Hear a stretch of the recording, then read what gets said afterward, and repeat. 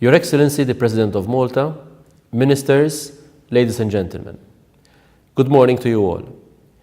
This year, we mark the 70th anniversary of the Universal Declaration of Human Rights, which reminds us that no one shall be subjected to torture or to cruel, inhuman, or degrading treatment or punishment. Torture and ill treatment are among the most repulsive violations of human rights, human dignity, and physical integrity. Their prohibition is considered an absolute human right and a key value of democratic societies and countries based on the rule of law. Violence can never be justified, not against women, not against men, and not against children.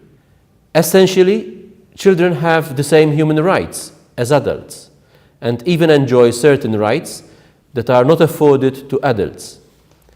The fact that the United Nations Convention on the Rights of the Child, which shows a strong universal understanding of the importance attributed to children and their well-being in our societies, is the most widely ratified human rights treaty in history, is of course encouraging.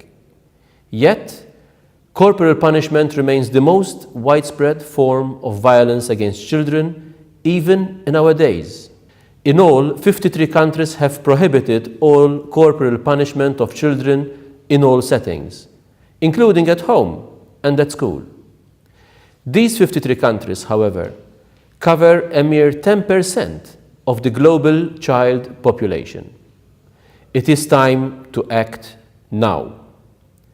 As a matter of urgency, laws need to be reworked and attitudes changed. Legislative reform must be accompanied by policies that encourage a positive type of parenting based on nurturing rather than punishment, on structure and guidance rather than imposition, on recognition of the child as a person with human dignity, on empowerment and critical thinking. As states, we must persevere with our responsibility to protect all our citizens, including children, and to continue implementing the collection of 17 global goals set by the United Nations under the 2030 Agenda. These include, specifically, the target that commits the international community to ending all violence against children and to continue to provide clear guidance and inspiration on what kind of global efforts we need to implement, especially to achieve the universal prohibition of corporal punishment against children.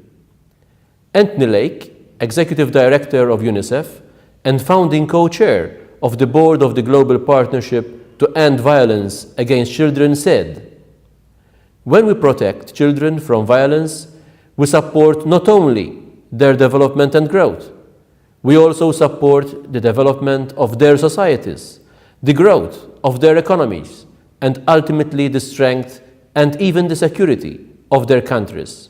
And when we fail to protect children from violence, we may reap what we sow." I could not agree with him more. Every single one of us can make a difference.